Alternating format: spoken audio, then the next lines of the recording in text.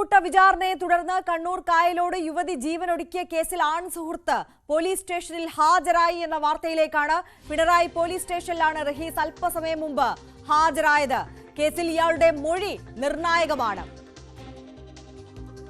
News 18 ആണ് ആദ്യം ഈ വാർത്ത പ്രേക്ഷകരിലേക്ക് എത്തിക്കുന്നത്. KV ബൈജു കൂടുതൽ വിശദാംശങ്ങളുമായി നമുക്കൊപ്പം കണ്ണൂരിൽ നിന്ന് ചേരുകയാണ്. ബൈജു, ഈ ആൾക്കൂട്ട വിചാരണയുമായി ബന്ധപ്പെട്ട് സദാചാര ഗുണ്ടായിസവുമായി ബന്ധപ്പെട്ട അന്വേഷണത്തിൽ ഏറെ നിർണായകമായ ഘടകമാണ് റിയാസിന്റെ മൊഴി എന്ന് പറയുന്നത്. യുവതി മരിച്ച് 4 ദിവസം കഴിഞ്ഞിട്ടും റിയാസ് ഒളിവിൽ തന്നെയായിരുന്നു. ഇപ്പോൾ ഇതാ റിയാസ് പിണറായി പോലീസ് സ്റ്റേഷനിൽ ഹാജരായിരിക്കുകയാണ്. ആരൊക്കെയാണ് ഇതിൽ പ്രതികളായിട്ടുള്ളത്, എന്താണ് യഥാർത്ഥത്തിൽ അന്ന് ആ ദിവസം നടന്നത് എന്നതിനെ സംബന്ധിച്ച് കൃത്യമായ ചിത്രം ഈ റിഹാസിലൂടെ ലഭിക്കുമെന്നാണ് പ്രതീക്ഷിക്കുന്നത്, അല്ലേ?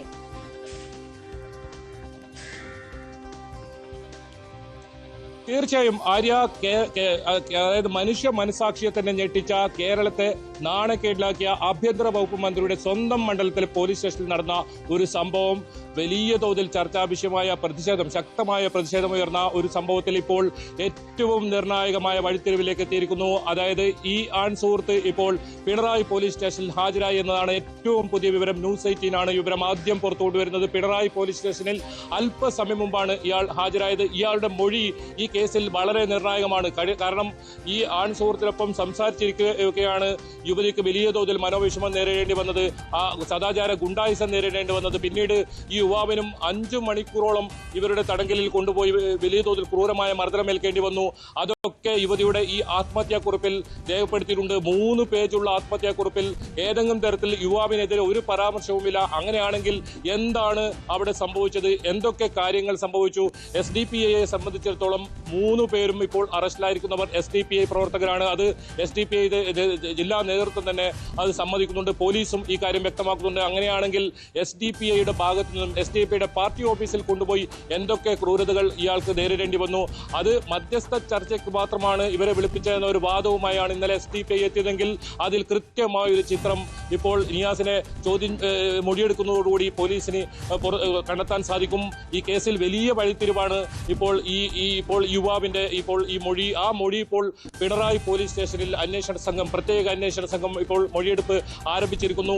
ഏതായാലും അല്പസമയത്തിനകം തന്നെ കൂടുതൽ വിശദാംശങ്ങൾ നമ്മൾക്ക് ലഭിക്കുമെന്ന് തന്നെയാണ് നമ്മൾ പ്രതീക്ഷിക്കുന്നത്. ഏതായാലും ഈ കഴിഞ്ഞ മണിക്കൂറുകളിലൊക്കെ ഉയർന്ന ചോദ്യം ഇതായിരുന്നു, എവിടെയാണ് ഈ പെൺകുട്ടിയോടൊപ്പം അല്ലെങ്കിൽ യുവതിയോടൊപ്പം ഉണ്ടായിരുന്ന ഈ ആൺ സുഹൃത്ത് എന്ന കാര്യമാണ്. ഇയാൾ വിദേശത്തേക്ക് കടക്കാൻ ഒരു ശ്രമമൊക്കെ ഉണ്ടായിരുന്നു എന്ന സൂചന ഉണ്ടായിരുന്നു. പോലീസിനെ അത് സംബന്ധിച്ച് സൂചന ലഭിച്ചിരുന്നു. പക്ഷേ ഇയാളുടെ പാസ്പോർട്ട് അത് വീട്ടുകാർ അവിടെ സൂക്ഷിച്ചു വെക്കുകയായിരുന്നു എന്നാണ് നമ്മൾ മനസ്സിലാക്കുന്നത്. അങ്ങനെയാണെങ്കിൽ എന്തിനാണ് ഇത്തരത്തിൽ ഈ യുവാവ് ഇവിടെ നിന്നും കടക്കാൻ ശ്രമിച്ചത്? ഇയാൾക്ക് ഏതെങ്കിലും തരത്തിലുള്ള ഭീഷണിയുണ്ടോ? അത്തരം കാര്യങ്ങളൊക്കെ അറിയാനുണ്ട്. അത് മാത്രമല്ല ഇയാൾക്കെതിരെ ഈ യുവതിയുടെ മാതാവ് ഗുരുതര ആരോപണം ഉന്നയിച്ചിട്ടുണ്ട്. അങ്ങനെയാണെങ്കിൽ എന്തിനാണ് അത്തരത്തിലൊരു ആരോപണമായി അവർ രംഗത്തെത്തിയത്?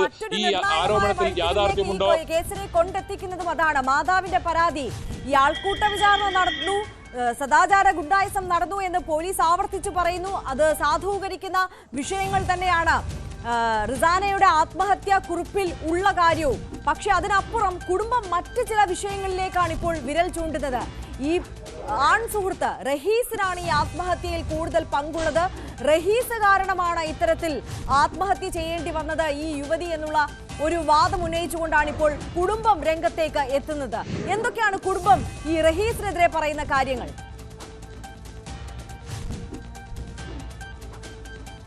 തീർച്ചയായും ആര്യ, അത്രത്തോളം ഗുരുതരമായ ആരോപണമാണ് ഈ മാതാവ് നൽകിയ പരാതിയിൽ പറയുന്നത്.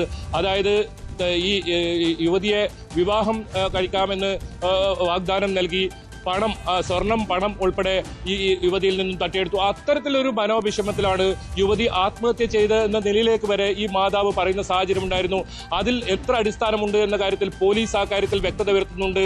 ഈ ആത്മഹത്യാക്കുറിപ്പിൽ ഇത് സംബന്ധിച്ച് കൃത്യമായ കാര്യങ്ങൾ ഈ റസീന കൃത്യമായി എഴുതി വെച്ചിട്ടുണ്ട്. അതും തന്റെ ശരീരത്തിൽ ഒളിപ്പിച്ചു വെക്കുകയാണ് അവർ ഉണ്ടായിരുന്നത്. അതായത് കൃത്യമായ കൈകളിൽ ഈ ആത്മഹത്യാക്കുറിപ്പ് എത്തണമെന്ന കൃത്യമായ ഒരു കണക്കൂട്ടലിലൂടെയാണ് റസീന അത് തന്റെ ശരീരത്തിൽ ഒളിപ്പിച്ചു വെച്ചത്. 3 പേജുള്ള ആത്മഹത്യാക്കുറിപ്പിൽ വളരെ വിശദമായി അവിടെ എന്തൊക്കെ കാര്യങ്ങൾ നടന്നു, ഈ ആൺ സുഹൃത്തായ റസീനുമായുള്ള ബന്ധം എന്താണ് ഉള്ളത്, അതൊക്കെ ഏതെങ്കിലും തരത്തിൽ ഇയാൾ ഈ യുവതിയെ ഉപദ്രവിച്ചിട്ടുണ്ടോ, അത്തരത്തിൽ ഒരു എതിരായ പരാമർശം ഇയാൾക്ക് എതിരെ ഇല്ലാതിരിക്കുമ്പോൾ എങ്ങനെയാണ് കുടുംബം ഇത്തരത്തിലുള്ള ഒരു പരാമർശമായി എത്തിയത്. പ്രത്യേകിച്ച് ഇതിൽ ബന്ധുക്കൾ ഉൾപ്പെടെ പ്രതിയായിട്ടുണ്ട് ഈ കേസിൽ എന്നതാണ്.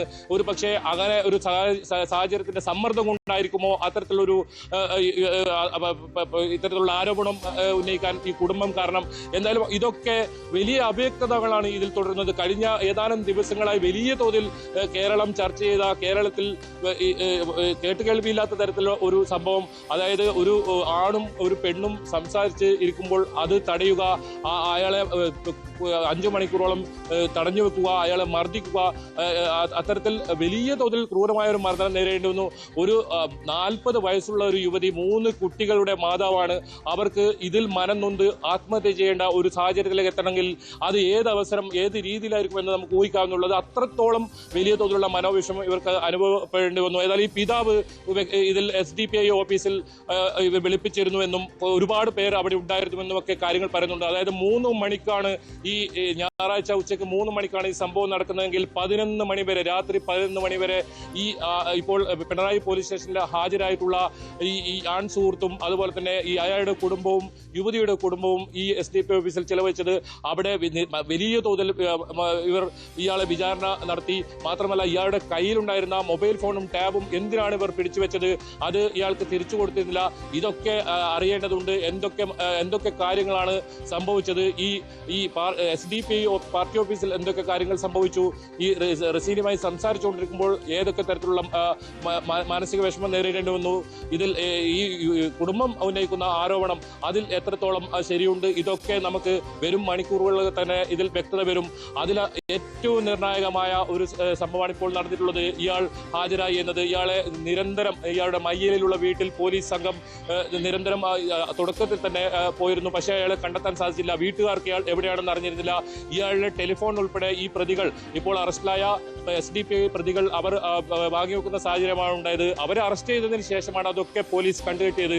എന്തായാലും ആ ഫോണുകളിലൊക്കെ ഈ പ്രതികളുടെ ഫോണും പരിശോധിച്ചതിൽ നിന്നും ഇതിൽ കൂടുതൽ തെളിവുകൾ ലഭിച്ചിട്ടുണ്ട്. പോലീസ് കൃത്യമായി ഇതിന്റെ ആത്മഹത്യാക്കുറിപ്പിൽ രേഖപ്പെടുത്തിയ ആ കാര്യങ്ങളും അതോടൊപ്പം ദൃക്സാക്ഷികളിൽ നിന്നുള്ള മൊഴികളും അത്തരത്തിൽ കൃത്യമായ രീതിയിലുള്ള അന്വേഷണം പോലീസ് നടത്തുമ്പോഴും ഇതിൽ എവിടെയാണ് വഴിതിരിച്ചുവിടാൻ ഈ അന്വേഷണം വഴിതിരിച്ചുവിടാൻ പിന്നിലാരാണ്, ഇതൊക്കെ കാര്യങ്ങൾ ഇതിൽ ഏറ്റവും നിർണായകമാവും ഇപ്പോൾ നടക്കുന്ന ഈ മൊഴിയെടുപ്പ്. ഗുണ്ടായിസം തന്നെയാണ്. അതുമായി ബന്ധപ്പെട്ട കൂടുതൽ തെളിവുകൾ പോലീസ് ശേഖരിക്കുന്നുണ്ട്. ബൈജു ഇപ്പോൾ സൂചിപ്പിച്ചതുപോലെ തന്നെ സാക്ഷര കേരളം ലജ്ജിച്ച് തലതാഴ്ത്തേണ്ട സംഭവം തന്നെയാണ് നടന്നിട്ടുള്ളത്.